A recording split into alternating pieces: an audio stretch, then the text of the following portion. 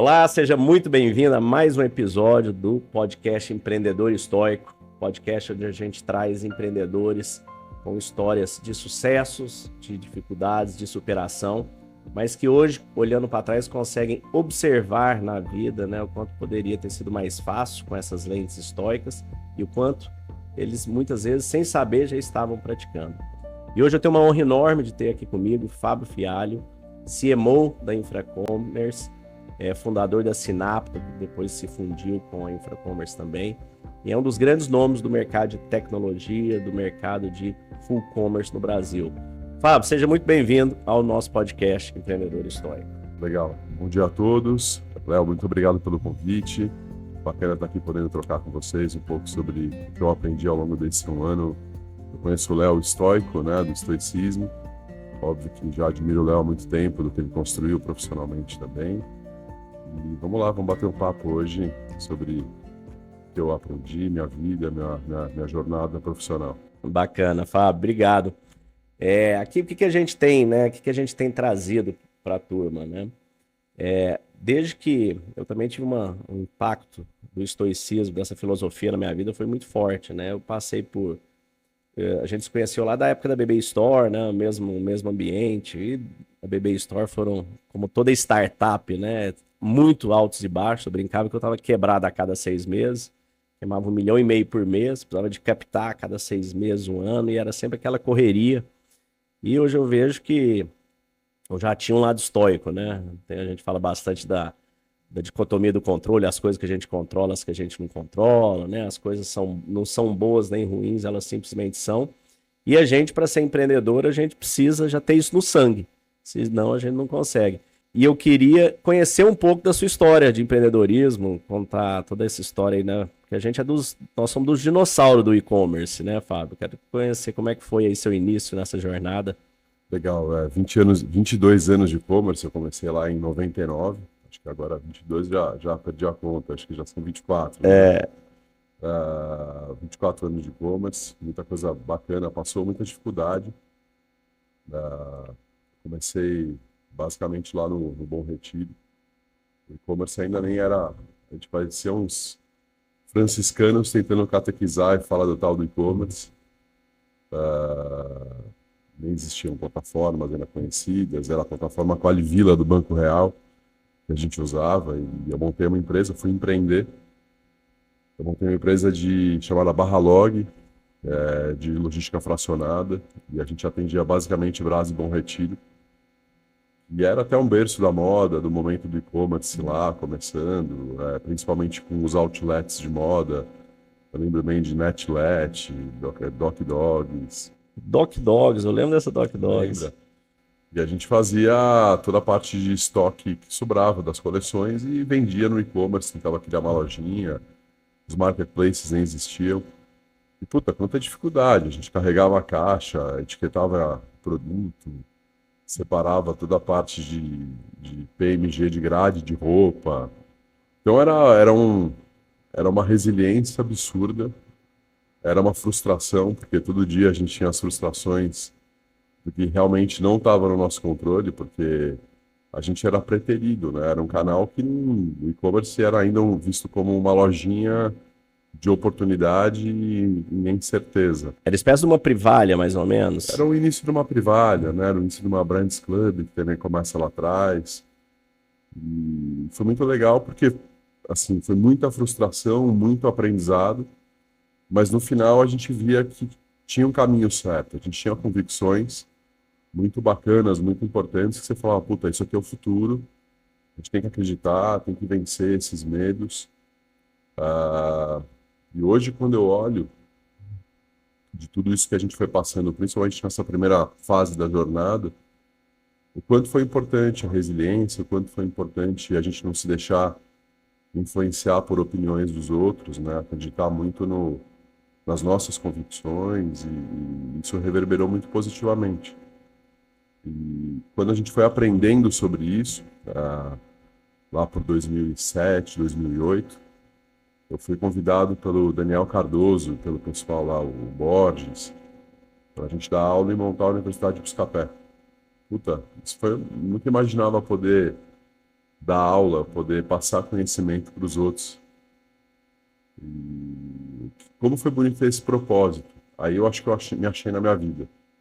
Lá, porra, como é legal ter um propósito de poder passar um pouco do conhecimento que a gente tinha adquirido ao longo desses anos, os primeiros 6, 7 anos do e-commerce, para outros que queriam aprender sobre isso. Isso lá na Universidade de Buscapé. Isso na Buscapé, quando eles montaram uma universidade para poder ensinar o que eles queriam E já existia empreender. Sinápico ou ainda não? Ensinar como foi existir lá por 2014, Ah, 2015, tá. né? Mais recente. É mais recente. E aí, inicialmente era barra log, era só logística para fracionada, para a gente poder criar os e-commerces, para a gente poder montar as plataformas. É interessante essa parte de logística, né, fracionada. Hoje em dia a gente tem uns rap da vida, né, iFood, micrologística, né? Eu lembro que lá atrás na BB Store, 2012, 13, a gente começou com um projeto lá para começar a fazer entregas, para ter um centrinho de entrega locais em bairro, dos SKUs que mais saíam, para conseguir fazer essa entrega em poucas horas, né? E hoje em dia você pega, né, um Rap da vida que faz Rap 10, né? 10 minutos os caras entregam, né? Tudo, Isso né? tudo começou lá atrás, né? Nossas tentativas e erro, né? Exato, você vê a própria, o case da Amélia, para mim é um case emblemático, né, de aprendizado. Ele é um case perfeito, ele é um rap, só que ele nasceu antes do tempo. Eu acho que as pessoas não estavam preparadas para comprar produtos de supermercado, ou fast consumer goods, e receber no mesmo dia. Eles queriam ir presencialmente escolher o tomate, escolher os produtos. E você vê que bacana que o Amélia lá atrás, infelizmente, não deu certo, mas a ideia era muito boa. E o quanto é importante a gente ter resiliência, né? O quanto é importante a gente acreditar no que a gente quer, obviamente olhar todo dia e ver o que está no nosso controle e a gente colocar essa energia em continuar seguindo, porque muito que está no nosso controle a gente não pode perder isso da reta, né? De se deixar ser influenciado por coisas que às vezes a gente não controla. A inovação a gente está sempre criando algo novo, né? Nós estamos sempre fazendo algo que com certeza nós, na maioria das vezes, nunca fizemos e muitas vezes ninguém fez. E a gente muitas vezes se cobra muito, se machuca muito na questão de quando dá errado. Eu digo que não existe erro, não dá errado, existe tentativa e erro, né? Você só falha quando você desiste. Tem um caso emblemático do Thomas Edison, né? Ele tentou mais de 1000 vezes fazer uma lâmpada. Imagina o que é você tentar 1000 vezes. Aí fala, eu tentaria, porque depois tem a lâmpada, mas eu não sabia se ia ter a lâmpada, né? Eu poderia fazer 1000 vezes, não dá nada, é um filamento e é outro. E vai contar até 1000 já é trabalhoso. Imagina você testar uma coisa 1000 vezes. E nessa área de tecnologia e inovação nossa, é muito sobre isso, né? É você ter uma fé, né? Ter um feeling, ter alguma coisa que te motive ir lá e fazer Perfeito. acontecer. Perfeito. Eu acho que isso é fundamental. Acho que tanto acreditar, ter convicção do caminho que você está perseguindo e não desistir fácil, né, Léo? Eu acho que você tem que ter essa convicção, seguir o seu caminho e ter resiliência. Ah, mas é muito sobre o propósito, né? Eu acho que eu converso com muita gente hoje que está empreendendo e que as pessoas, na minha opinião, cometem um grande erro. Elas empreendem para saber, puxa, será que isso que eu estou montando vai me dar dinheiro? Eu falo, putz, eu acho que você não tem que começar porque você vai dar dinheiro. Você tem que começar com um propósito, com algo que realmente não é fantasioso isso. Quando a gente fala, as pessoas falam, puta, isso é sexo dos Poesia. anjos, é poesia, né? E não é. É porque quando você tem um propósito, quando você sabe onde você quer chegar, que você constrói um caminho, tudo é consequência. Depois que você passa por isso, que você percebe que isso é real. Então, como é importante você conseguir achar isso em você, conseguir descobrir que esse caminho, essa jornada que você está cumprindo, ela é um caminho sólido. E, obviamente, obstáculos estão aí para só. Acho que é aquele bom ditado, né? Bom mar não faz bom marinheiro, né? Então, não sei se é esse direito, mas Tem esse eu aí. aprendi bem com isso e é real. Eu navego também. E quanto é importante, às vezes, você passar por dificuldades para você saber até onde você pode ir. Isso é muito legal, essa questão do propósito. Vou te ser bem sincero que não foi algo que eu entendi no início da vida. Demorei, viu, para entender essa questão. E o que eu fui entendendo depois, né? Na hora que a gente vê aquela coisa, depois que você vê, não dá para desver mais. O ser humano, a gente nasce, né? Tem uma frase que eu trago bastante, que nossa vida não é sobre nós, é sobre as pessoas que a gente toca. Então, quando a gente entende que toda empresa, toda, sem exceção, ela existe para servir alguém de um produto ou um serviço. Ela existe para isso, esse é o objetivo dela. E quando ela faz isso muito bem, ela ganha dinheiro. A consequência de servir bem é você ter recurso, principalmente pagar para ter aquele produto ou serviço. Quando você inverte essa ordem, você quer ganhar dinheiro e, pô, eu quero ganhar dinheiro, para isso eu vou ter que servir alguém, saco? Né? Aí você não vai ter o mesmo resultado, porque você vai fazer sem vontade, sem amor, sem resiliência, sem disciplina, sem nada. Você vai fazer pelo dinheiro. Então, a sua motivação, aquilo que te leva para aquilo é o dinheiro. Então, todas as vezes, eu já tive vários negócios na vida que eu fiz para ganhar dinheiro. Imagina, pergunta se eu ganhei em algum deles. Não ganha. Não ganha. A hora que você inverte, você fala, não, eu vou fazer para servir. Eu quero ser o melhor e-commerce de produto para beber. Eu quero ser a melhor empresa de logística. Eu quero ser a melhor empresa de tecnologia. Aí você vai mergulhar no seu propósito. Exato. Aí você vai ver o que o seu cliente, você vai ter aquela obsessão pelo cliente, por servir, que é o necessário para você ter sucesso. E não dá para inverter a ordem, né? Aquela no colégio, a ordem dos tratores, a ordem dos tratores, dos fatores, não altera o produto. E nesse caso, altera, né? Mas você sabe, além disso, Léo, eu acho que a gratidão ela é muito importante. Porque quando você empreende algo, e você tem um propósito, acho que o empreender é uma palavra maravilhosa, né? Como é gostoso empreender. Porque por mais que tenham pessoas que são mais executivos, que não têm talvez a vontade de empreender por inseguranças, não importa, por modelo até de vida, mas empreender na vida, não importa se é uma reforma de uma casa, não importa se você está fazendo algo para o seu pessoal, tudo é empreender, né? Sim. Tudo é construir algo por um propósito e por um valor. Mas você ter gratidão pelas pessoas que passaram ao longo da sua jornada é fantástico. Porque quando você empreende, você é moldado por críticas, por elogios e por pessoas que estão passando por ali. Então, quanta gente bacana que passou ao longo de toda essa jornada de empreender, nesses 20 e tantos anos de e-commerce, que a gente aprendeu, que a gente mudou parou para refletir, que a gente parou para agradecer e falar, porra, legal, me levou para um outro caminho, me fez pensar sobre o que eu tinha convicção. Então, a gratidão, eu acho que ela é todo dia a gente agradecer pela crítica que a gente recebeu, pelo feedback negativo ou positivo, que bom, positivo também. Mas tudo isso ajuda muito, eu acho. E quando você para lá na frente, olha e fala, porra, quantas pessoas me ajudaram a transformar a minha carreira, o meu negócio e a minha pessoa. Não, bacana. Gratidão, para mim, é a primeira lente, né? Nossa primeira lente estoica é a gratidão. Dentro do estoicismo tem um conceito conhecido como amor fati, né? Ame o destino, ame as coisas que a natureza te traz. Esse Marcos Aurelius. Por quê? Quando a gente começa a entender, né? A gente vai por gratidão, humildade e fé, as três lentes internas. Tudo que o universo é ordem. O universo não é caos.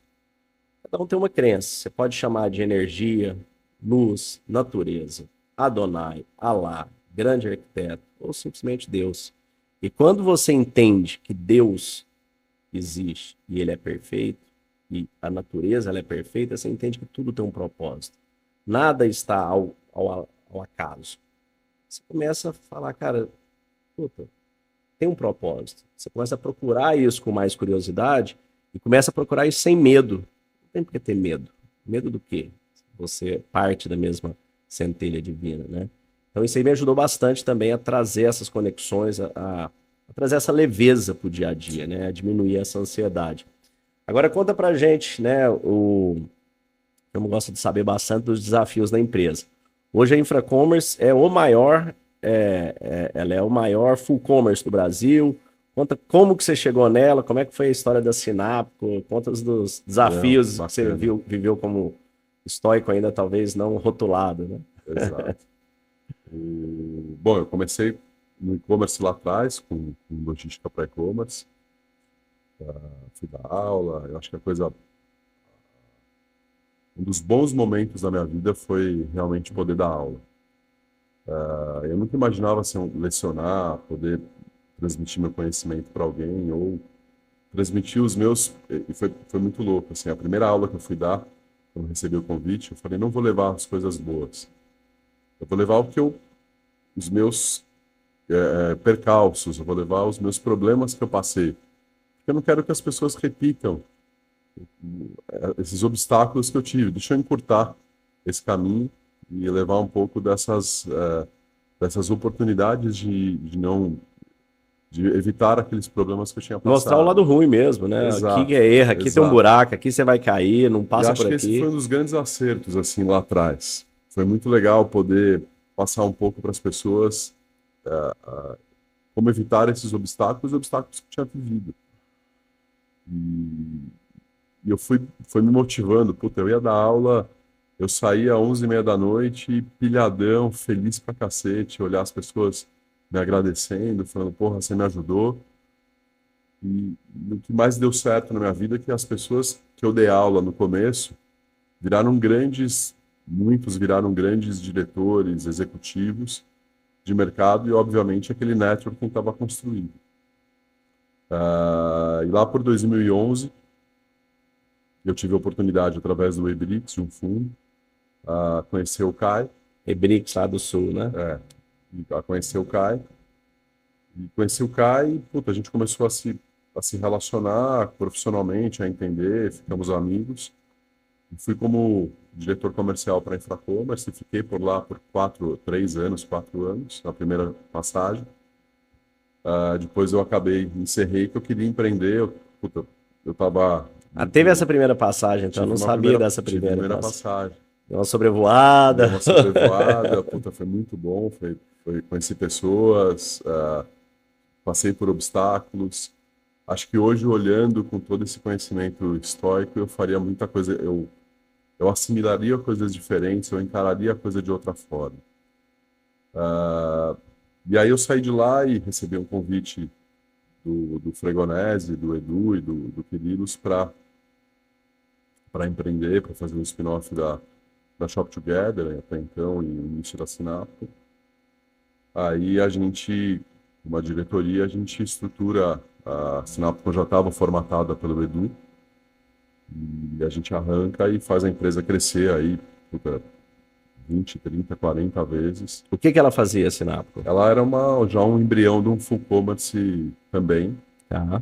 um modelo um pouquinho diferente da Infra naquela época, que ela estava mais pautada em execução, e não em desenvolvimento de tecnologia.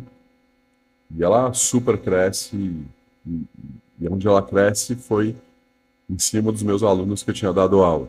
Então, muitos, puta, você pode me ajudar aqui, eu estou passando por esse problema, a Sinapcom pode me ajudar pelo conhecimento que você tinha trocado naquela época. Os alunos eram todos funcionários do Buscapé ou não? Era Não, eram aberto para o mercado? executivos indo para o mercado, né? Era o embrião do e-commerce lá atrás.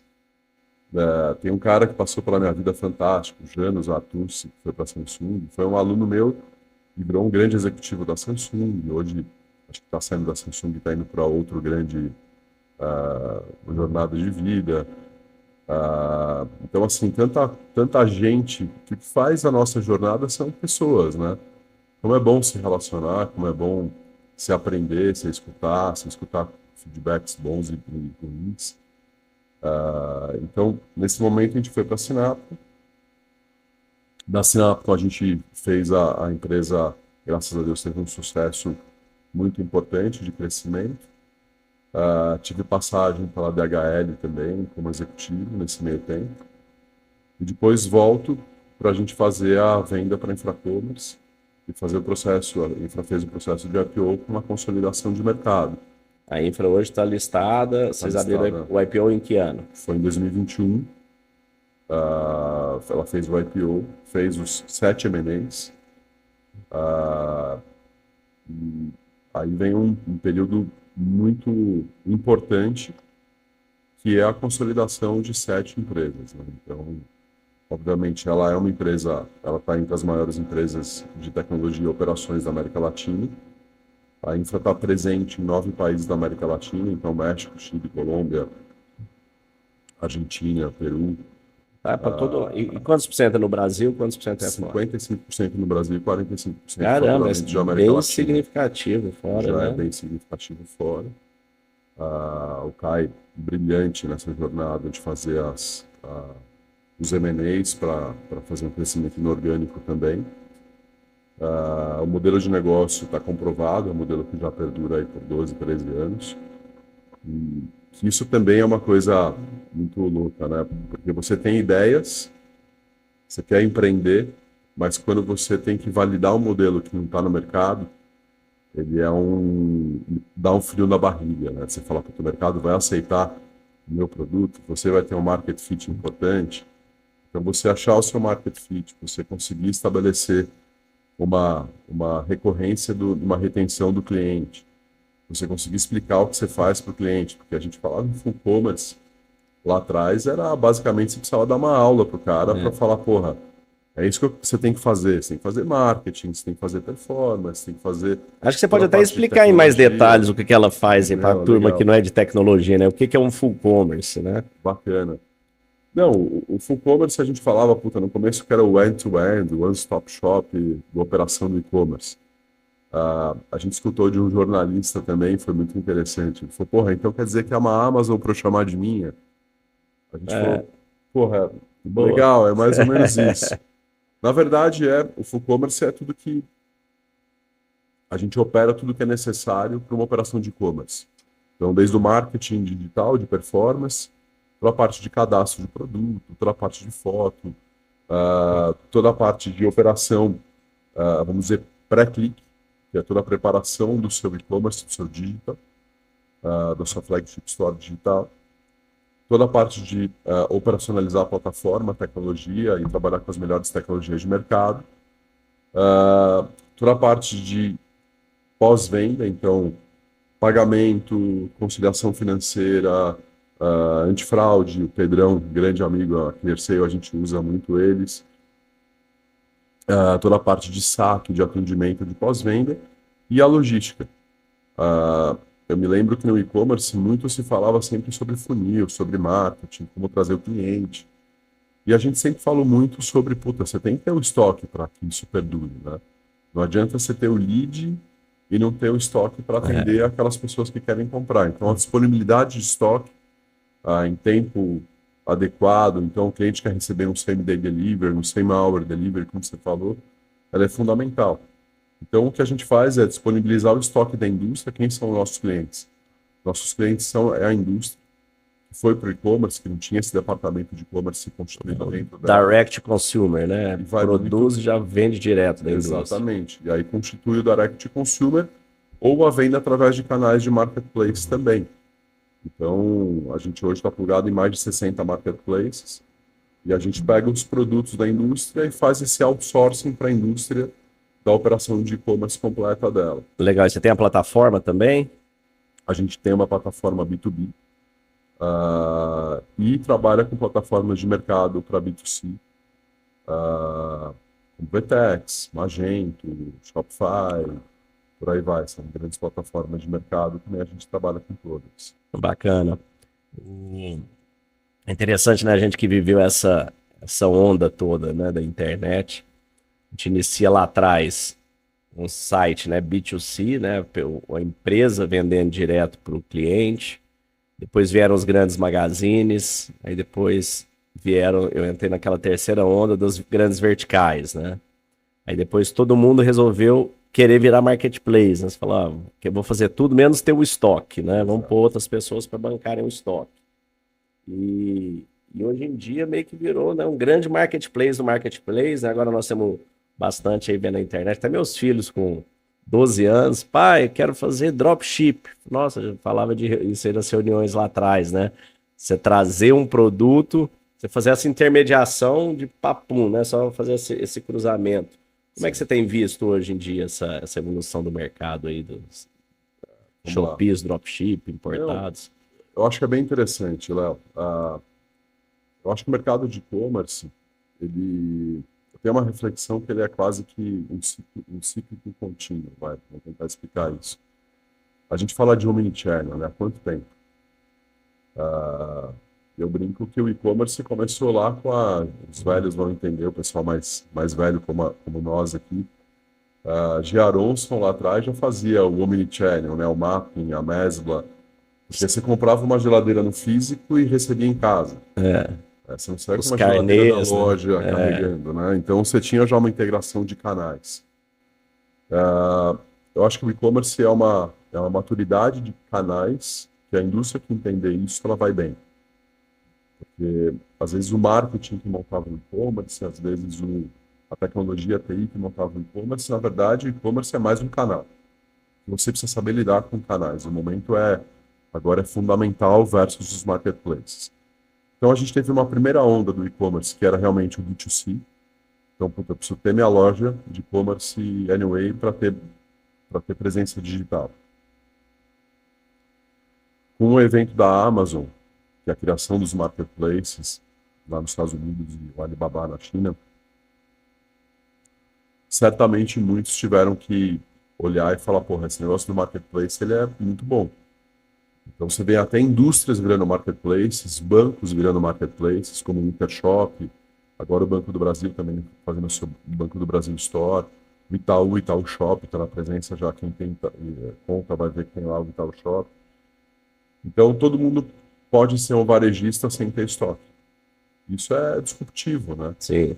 Porque os marketplaces, que para mim é essa segunda onda, você tem uma transição de um grande modelo de negócio, que é, primeiro você deixa de ter estoque, cash flow, você deixa de ter todo esse custo dentro de casa, você passa a plugar a produtos de terceiros, como sellers, e você aprende com esses produtos. Você não tem mais um comprador antigo lá que estava o cara escolhendo os produtos que ele queria comprar daquela indústria, comprando um 70-30 do portfólio, um 80-20, você nunca tinha a curva B e C e você não aprendia com o cliente. Tinham pessoas decidindo que os clientes iam comprar. Sim. E o marketplace ele permite você plugar seu portfólio todo, que você não tenha um comprador, você simplesmente pluga seu produto lá. Isso para mim ele revoluciona, porque os marketplaces eles fazem a primeira onda de plugar todos os produtos, uma segunda onda de escolher de novo a curva A e voltar a comprar num P, É, para ter mais margem, e a terceira onda é a marca própria. Então, quantos não começaram com marca própria? Então, a Amazon tem o Amazon Basics, o Dia, que tem o mesmo modelo no físico que aquele supermercado, tem marcas próprias do Dia. Então, quantos varejos também não começam a ter marcas próprias para aumentar suas margens? Então, essas são algumas passagens que a gente tem. E a terceira onda agora é dos ecossistemas, né? Então, puta, além de eu ter o produto, além de eu virar um marketplace, eu preciso prestar serviço também. Então, quem ia imaginar que o Ambev ia montar um Zé Delivery para entregar cerveja gelada? Quem que ia pensar isso tudo digitalmente, né? O digital ajuda tudo isso. sim. Quem ia imaginar que o Ambev ia fazer um case como o Bis, que é um B2Bzão grande que vende para bares e restaurantes produtos além de cerveja também, e que está pautado em meios de pagamento.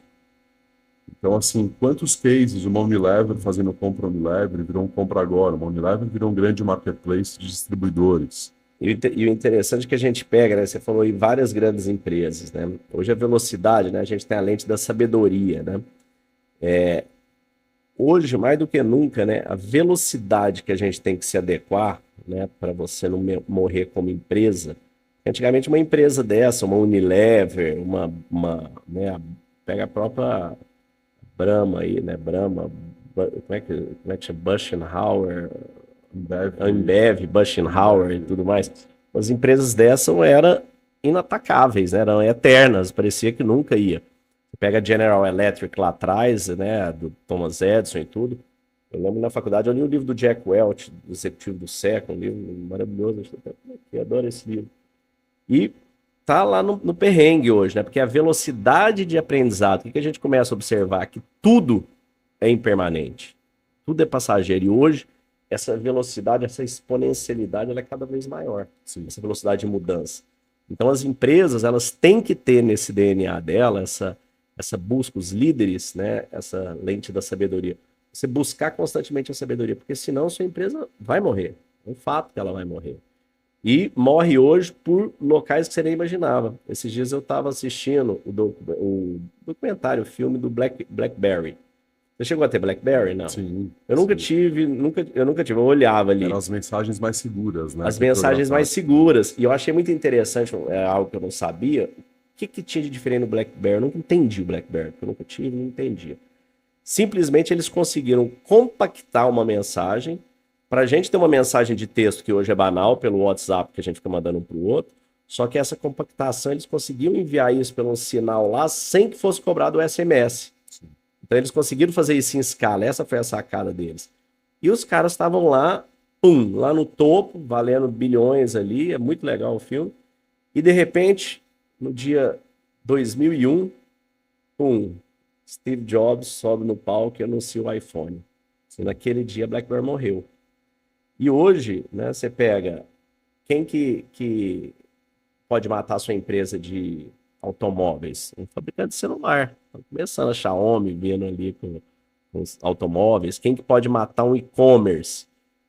Uma outra empresa de varejo? Quem que pode matar um banco? Uma empresa, um Nubank da vida que veio da área de tecnologia. Então a coisa hoje ela está muito impermeada, né? Como é que você faz essa leitura aí do mercado? Primeiro até um case interessante, eu estava voltando da NRF agora, vi um filme lá, o Gran Turismo. Ah, assisti. Porra, como faz sentido, né, a visão do diretor de marketing da Nissan falando, porra, eu preciso olhar para a geração e onde eu vou achar quem compra carro no futuro. Talvez é quem vive no videogame pilotando. As crianças estão nem para o jovem está nem para carro mais. Mas o jovem que está no Gran Turismo, ele vai. E ele falou, pô, são 18 milhões de pessoas que jogam aquele jogo. É esse público que eu quero falar. Então, puta sacada do cara de montar uma equipe de... O Gran Turismo, ele só para explicar para o pessoal, é um filme que baseado em fatos reais, que a Nissan pega os melhores jogadores do videogame, um videogame de pilotar automóvel, e coloca eles para correrem no campeonato oficial de Stock Car. E o menino ganha. Exato. Enquanto isso tem relevância de comunicação, né, de marketing.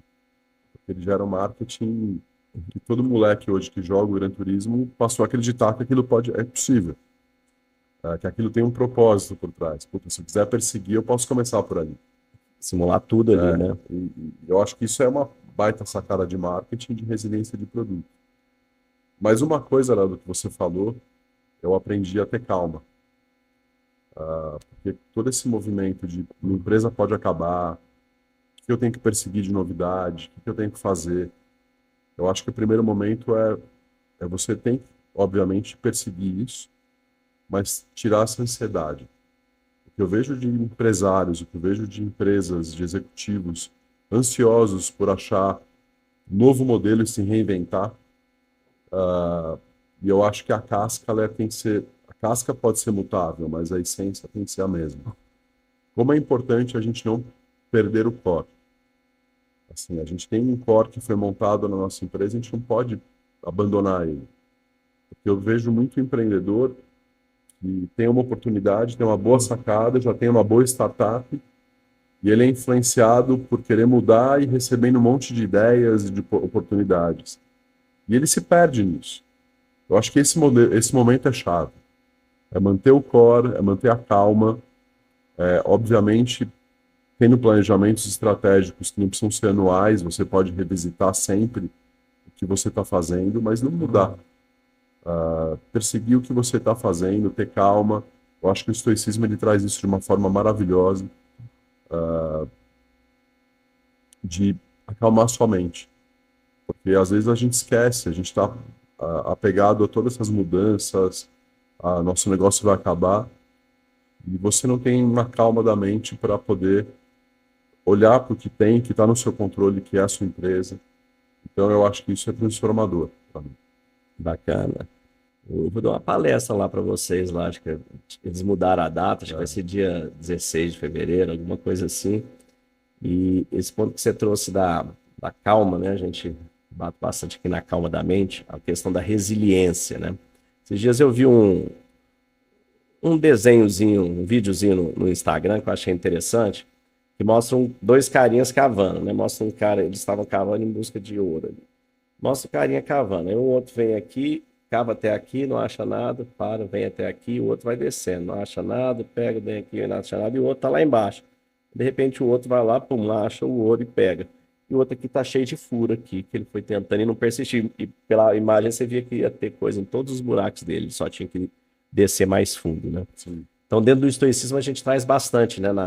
A quinta, as três primeiras lentes, gratidão, humildade e fé, como que a gente encontra o nosso centro, como é que a gente encontra nosso propósito, como é que a gente encontra a nossa paz.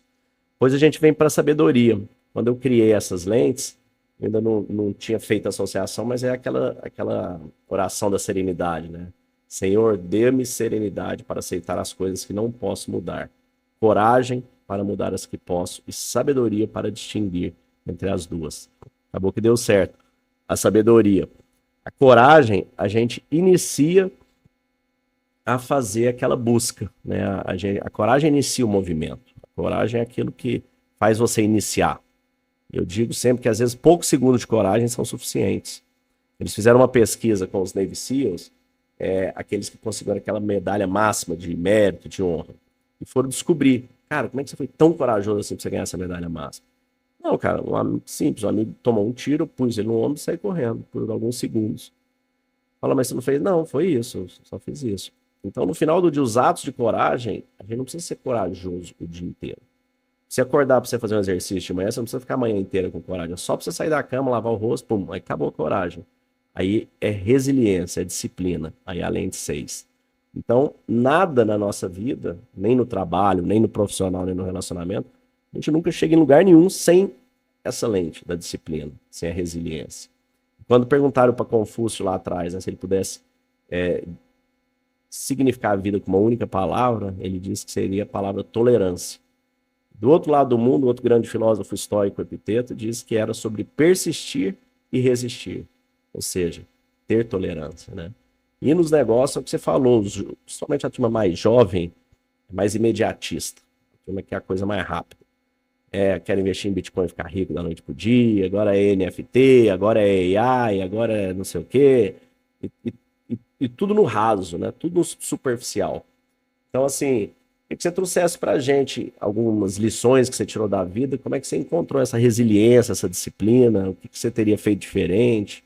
Compartilhar com a gente com essa Não, visão agora. você estava falando, Léo, é muito, muito bacana isso, porque por isso a gente tem filho, né? Tem filhos pequenos. A gente dá para os nossos filhos justamente o que a gente talvez deixou de fazer e até, não sei se é positivo ou negativo, mas a gente passa muitas das nossas frustrações de como ser melhor para eles. A gente quer eles melhores, né? A gente quer a nova versão de coisas boas que a gente aprendeu, mas que eles não cometam os mesmos erros que a gente cometeu. Como faz falta, e talvez no momento atual principalmente, a filosofia. Como esse resgate do passado, de coisas de grandes filósofos que você citou, Marcos Aurelius, Epiteto, quanto tem de conhecimento para a gente trazer para hoje? Porque eu acho que a gente está vivendo um momento de quase ficar burro de novo. Entendam bem esse burro de novo.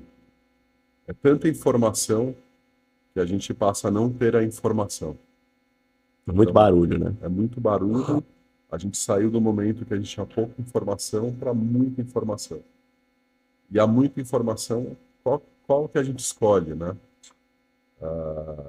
Isso aqui é algo que perdurou por anos, perdurou por séculos, vindo hoje e trazendo esse conhecimento para o dia de hoje. Então, como é bom a gente escutar, como é bom a gente ver filósofos e aprendizados positivos que a gente pode trazer para hoje. E tudo isso é tão atual, todo esse estoicismo, toda essa filosofia, toda essa metodologia que você montou, como ela é atual, como ela perdura por muito tempo e como ainda ela serve para tudo que a gente faz hoje. Se eu tivesse essas ferramentas, meus 18 anos, eu tivesse essa visão, essa calma, eu acho que muita coisa eu realmente faria diferente, como você perguntou.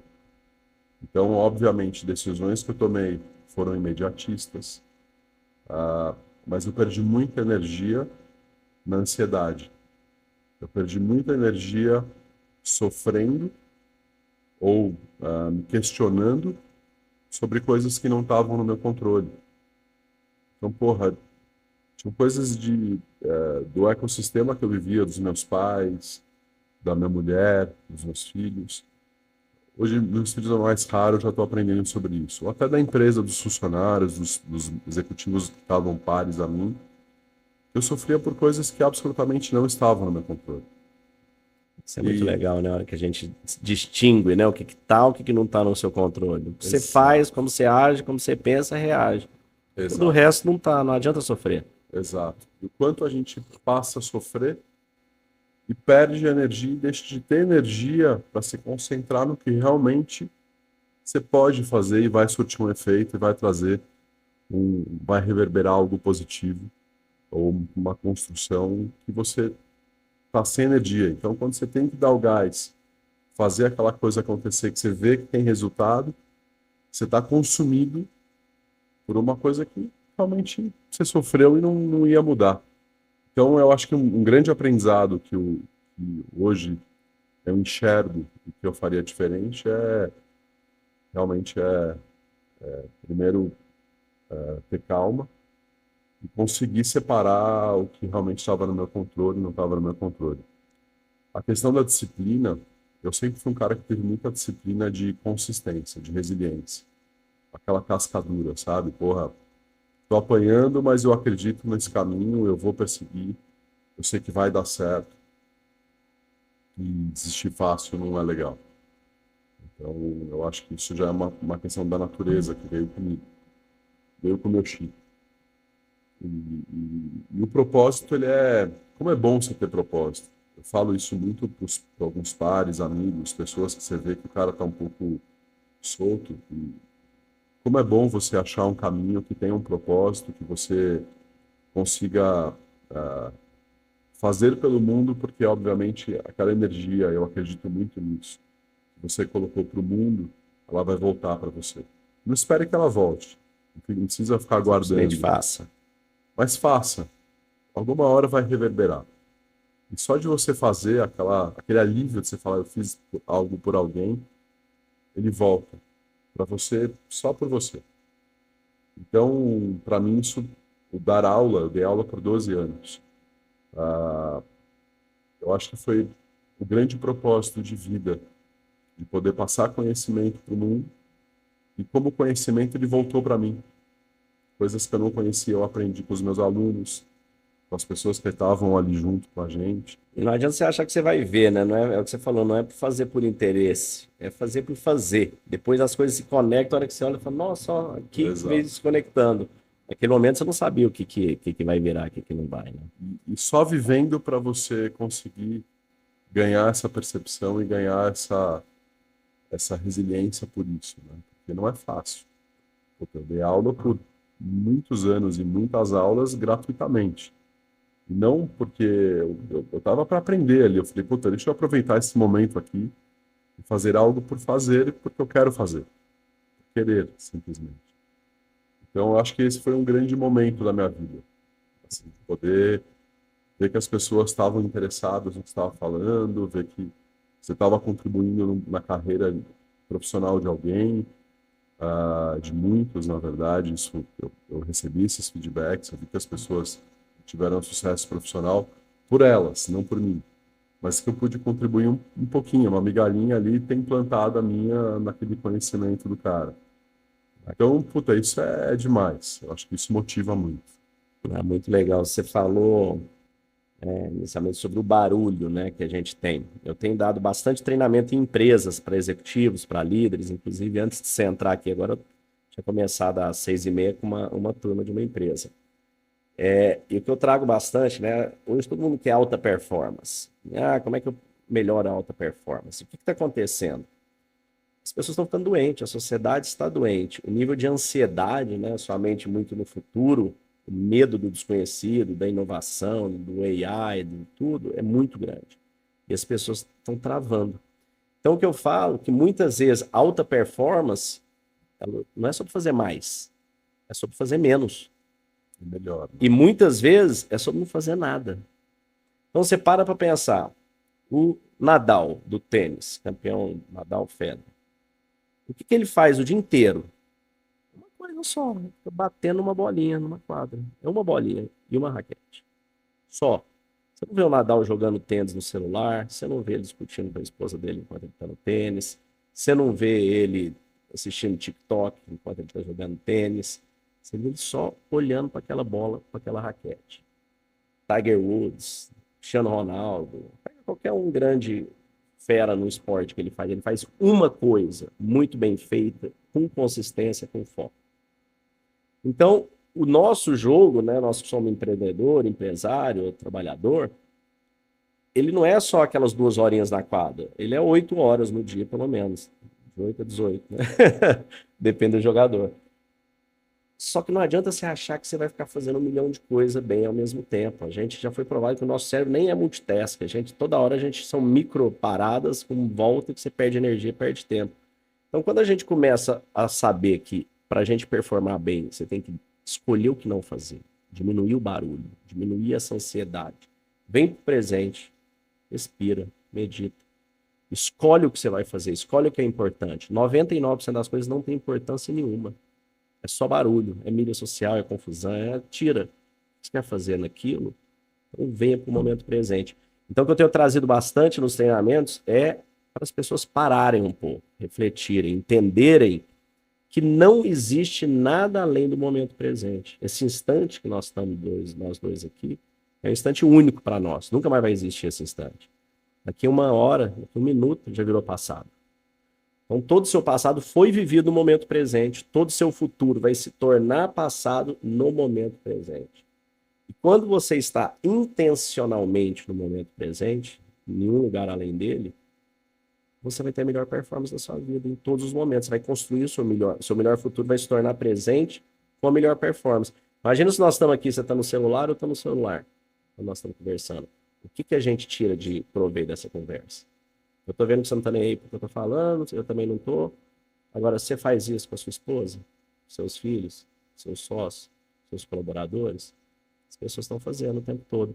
Então, as pessoas... Tem um conto zen budista que eu gosto muito, que ele diz o seguinte: o homem estava montado num cavalo, galopando, todo ereto ali, parecia que estava indo para um lugar muito importante.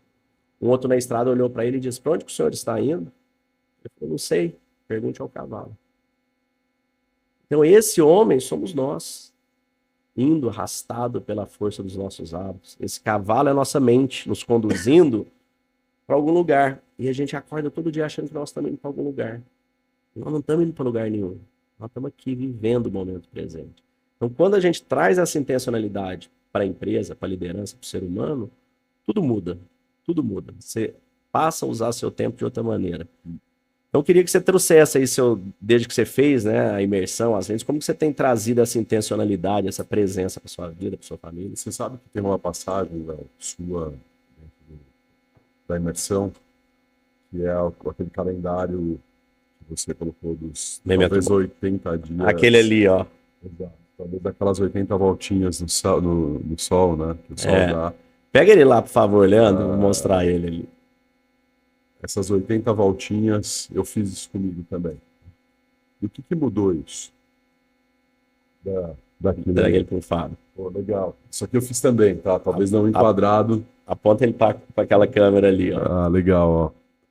O Memento Mori, né? Aqui, só para vocês entenderem, aqui ele tem 80 linhas, cada linha é um ano, e 52 quadradinhos. Cada quadradinho é uma semana.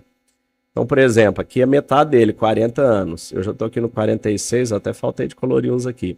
Então, cada semana eu coloro uma. Eu sei que na minha vida, na média, faltam essas 3 décadas e meia aqui. Pode ser que tenha um bônus? Pode. Mas pode ser que não. Eu, quando estive no meu UTI, quase que eu não passei da 44 ali. Então, mas não é muito mais que isso. Então, isso é algo para vocês pensarem. A vida, ela vem, a vida vai. Tudo é impermanente. Isso para mim foi transformador. Até pegando um gancho para voltar nisso. Eu conheci o Léo por uma apresentação de um cara que eu admiro muito, que é o Pedro Camurela. E o Léo, quando a gente sentou a primeira vez para conversar, a sinergia foi absurda. A gente viveu um momento, eu e o Léo, há 2 anos atrás com a pandemia, acho que nós dois tivemos um perrengue aí, pegamos um Covid forte. O Léo ficou internado na UTI, eu fiquei internado e fiquei entubado. Você foi entubado ainda. Saí de lá e a vida realmente você se questiona muito, né? E aí a gente... Quanto tempo você ficou entubado? Foi 11 dias. 11 dias entubado, inconsciente. Mas o ponto de tudo isso é, o que eu aprendi com o Memento Mori? Eu brinco com as pessoas que, assim, às vezes eu escuto, puta, meu dia tá no automático. Eu passei uma semana, parece que todo dia foi igual. E eu passei a conversar com as pessoas assim, cada dia é um dia, e a gente tem que viver aquele dia como se fosse único. Porque ele é único. A gente não vai ter um dia igual a hoje. Nunca mais. Pode ser que a gente sente aqui de novo no mesmo lugar, com as mesmas pessoas, mas não vai ser igual. Então, cada dia é um dia muito único. E a gente esquece que aquele dia único, a gente tem que usufruir dele da melhor forma possível. O que eu posso extrair de melhor de tudo isso? Isso, para mim, me tirou muito do acordar e ser ansioso por eu achar que meu dia era ser automático. Isso gera uma certa ansiedade, porque você não vê a coisa acontecer. E passar a usufruir da melhor forma daquilo que eu estava vivendo. Isso para todos os lados, não é só por produção, tá produzindo, fazendo, etc. Mas é até sentar numa rede na praia que eu estava de férias e falar, puta, hoje eu não vou fazer nada. Eu não estou perdendo meu dia por não fazer nada. Eu estou ganhando um puta paz de calma. De falar, hoje eu tirei e esse dia foi único. Eu me lembro com um puta carinho desse dia que eu não fiz nada. Eu fiquei lá curtindo, me olhando, curtindo a natureza, relaxando. Então, assim, aprender a que cada dia é um dia único e você usufruir da melhor forma aquilo, não importa o que seja, eu acho que isso é transformador também. Então, para mim, foi muito transformador poder usufruir. Se eu tenho um dia intenso, com 1000 reuniões, como que eu lido melhor com isso? Como que eu foco nisso e usufruo disso? Porque talvez eu não vou ter tantas reuniões boas ou ruins aquele dia para usufruir o melhor delas. E elas só são, né? Não são nem boas nem ruins. Então vamos usufruir. Vamos aprender com o que é ruim, vamos aplicar e curtir o que é bom, porque tá ali, vai vir. Não adianta você lutar contra, né? Porque não está no seu controle. Então tudo isso é muito bacana para você poder viver melhor e acalmar realmente. Então, para mim, Léo, da sua pergunta é muito isso. Assim. Bacana. Outra coisa que você trouxe ali, né? Eu acho que a questão do propósito. A questão do propósito é algo, para mim, mudou muito. Eu já tive muitos negócios, mais de 20. E era negócio pelo negócio, para ganhar dinheiro mesmo. Nunca tinha um propósito muito claro, não. Depois eu fui entender um pouco mais, na hora que eu fui mergulhando, né, nas virtudes estoicas, que é o summum bonum, né? O summum bonum dentro do estoicismo é o bem maior, pelo que se vale a pena viver. Quais são a razão da vida, né? Para você atingir o que está no meio da mandala ali, é eudaimonia. O que é eudaimonia? Você está bem, né? O que a gente quer da vida? Qual que é o nosso objetivo? Aprender? O que você acha que são os objetivos da vida? Qual que é a sua opinião? Os objetivos? Aprendizado. Eu acho que a gente tem que vir aqui deixar algo aqui nesse mundão aqui. Eu acho que para mim eu tenho um baita objetivo é poder transformar e não é de novo, isso aqui não é para fora, é para dentro. Eu dei aula por 12 anos e para mim eu consegui mudar algo em algumas pessoas.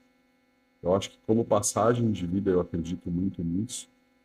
Eu acho que você deixar algo pelos outros, não só para você. Sim. Sem aquela questão do egoísmo, né? Como que você constrói pelos outros e para os outros.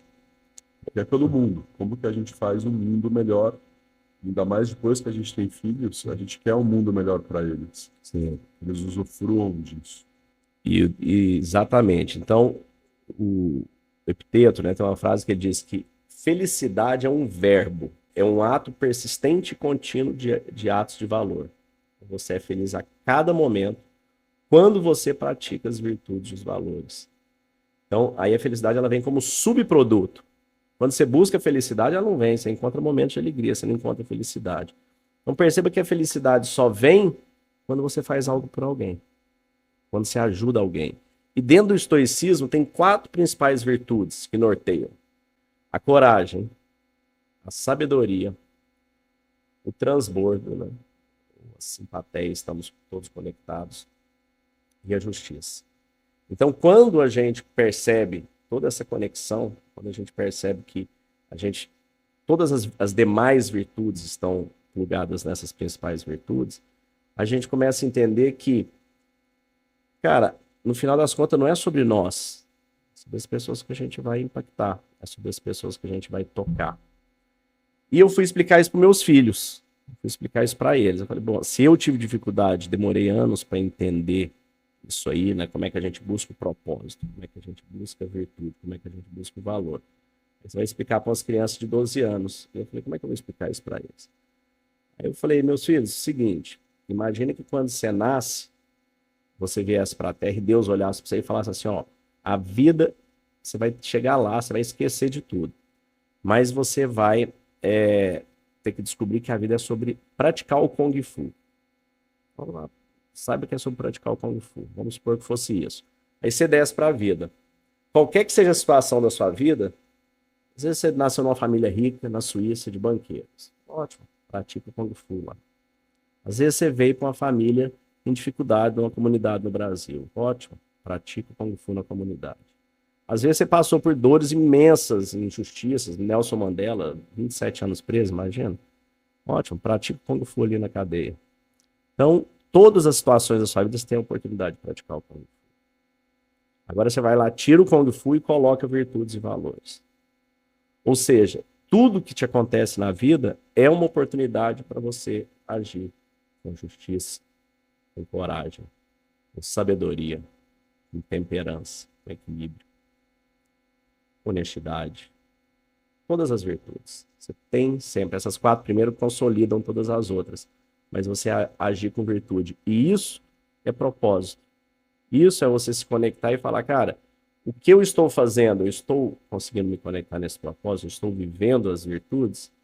Aí você vai estar se conectando no seu propósito. Quando você leva toda essa energia para o próximo. Quem que disse isso? Todos os grandes mestres. Né? Jesus, o maior deles. Ame ao próximo como a si mesmo. Maomé, Moisés, Gandhi. Qualquer um que você pegar, todos os dogmas trouxeram a questão das virtudes, do amor ao próximo, da caridade e da justiça. Então, dentro das virtudes, né, dentro das 7 lentes, a gente busca essas virtudes. A 7ª, né, é a simpatia, é a lente que a gente conecta o transbordo. Então, dentro tem uma frase que eu gosto muito do Marcos Aurelius, que ele diz: o que faz bem a colmeia, faz bem a abelha. Faz mal a abelha, faz mal a colmeia. Ou seja, nós estamos todos conectados. Você falou algumas vezes aí, né? Quando a gente faz para o próximo, isso volta para a gente. E muita gente pode escutar isso aí, porque eu já fui uma dessas pessoas. Acha, isso é misticismo, isso não tem nada a ver. Mas quando a gente começa a viver, a experienciar isso dentro de nós, a entender, né, a lei da semeadura, o que você planta, realmente você colhe. Não tem como. Se for mal-humorado com as pessoas, se é uma pessoa de energia ruim, carregada, você tem dúvida que você vai receber isso de volta o dia inteiro? Se é uma pessoa alta astral, feliz, positiva, é o que você vai receber, o que vai e volta. Nós somos pura energia. Dentro da nossa célula nós temos moléculas, dentro da nossa molécula nós temos átomos. Então, 60% do nosso corpo é água, H2O. Um átomo de hidrogênio, um elétron rodando em volta. Você cresceu um átomo, o núcleo dele, tamanho de uma ervilha, o elétron está rodando a mais de 2 km de distância desse átomo. E, então, basicamente, a hora que você toca, você não está se tocando. São elétrons em repulsividade aqui. E quando a gente começa a entender que nós temos na nossa mente a capacidade de moldar a nossa energia, a gente fez tem um doutor japonês, Masaru Emoto, ele foi congelando as moléculas de água com energia positiva e negativa e vendo como é que ficava a molécula. Com energias positivas, amor, música, fica perfeita aquela molécula de gelo linda. A outra fica distorcida. Ou seja, o que a gente tem a ver com molécula de água? 60% do seu corpo é água e você, com o pensamento externo, muda a água. Imagina o que você não faz no seu corpo, para doenças, para curas, para tudo. Então, hoje em dia, a gente tem focado bastante, sabe, em trazer esse conhecimento, em trazer mais do que isso, essa prática para as pessoas, para as empresas. Eu acho que hoje, mais do que nunca, Fábio, o ser humano, o líder, o colaborador, estamos todos conectados. Hoje, conectado pela internet, para todo lado. Se a gente não fizer algo para trazer de volta essa calma, trazer de volta essa presença para as pessoas, esse índice de ansiedade, depressão que a gente vê, que já está altíssimo, alarmante, né? Ele só tende a aumentar. Então, eu acho que a gente já está próximo do horário, eu queria escutar de você aí o que isso tem mudado na sua vida, como é que você tem trabalhado isso em você, na sua casa, com sua família. Eu acredito muito nessa questão da reverberação da energia, né? Assim, energia é tudo. E eu não conheço muito, mas tem aquela questão dos hertz, né? Tem as medições de vibração. E para mim a vibração energética é basicamente o que constrói o ambiente que a gente vive. Você está num ambiente gostoso, harmonioso, as coisas tendem a fluir melhor. E não é, de novo, isso aqui não é multitagem, não é Esoterismo, né? esoterismo, né? Para mim é real.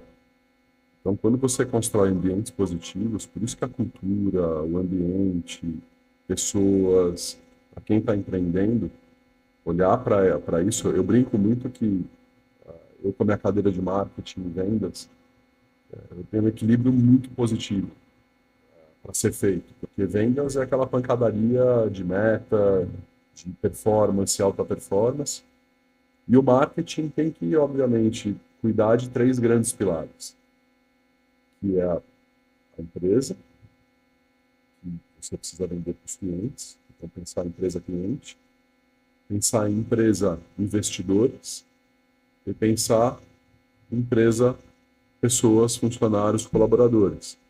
Então, encontrar o marketing para os três pilares, você tem que fazer o marketing positivo para os seus clientes, pensar nos investidores, no que você fala, como vender melhor para eles, porque você é o próprio investidor da sua empresa também.